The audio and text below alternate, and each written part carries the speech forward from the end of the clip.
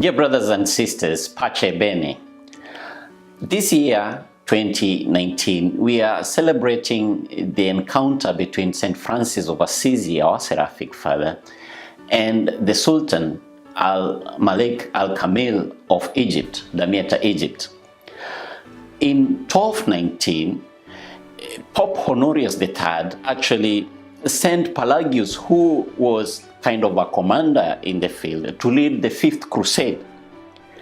Al-Malik Al-Kamil attempted to negotiate peace, seeking to trade Damietta and Jerusalem so that it will bring an end to this conflict between Muslims and Christians.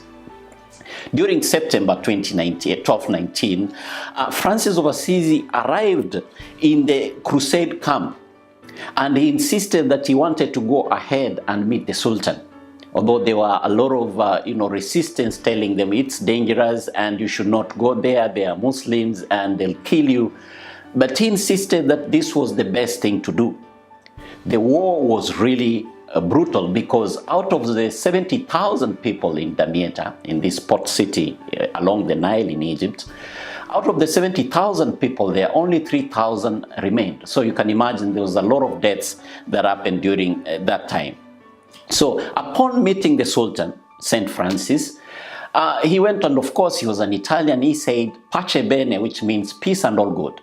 And the Sultan, must have said to him, Assalamu alaikum, which means peace be upon you. So both the two men realized that they were speaking of the same thing. They had a common idea of peace. And that became a stepping stone to the peaceful negotiation or the dialogue that happened between these two great leaders.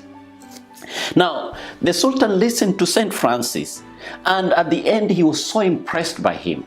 Actually, we are told from history that he offered him many gifts, including a horn. And St. Francis accepted only one gift, this horn, that he imagined that he'll go back to Italy and call the brothers to prayer. This horn, you can still find it in the Basilica in Assisi. Now, we are told also that the Sultan not only dismissed Francis in peace with wonder and admiration, and here I quote, the man's unusual qualities, but received him fully into his favor, gave him a safe conduct by which he might go and come with full permission to preach to his subjects, and an entreaty that he would frequently return to visit him. So you see, this dialogue led to something positive. This incident is a model for resolving conflict in the world today. And I believe that we all, as Capuchin friars, as Franciscans and people of goodwill, we can, enumerate this act of reaching out to your enemy in order to bring peace.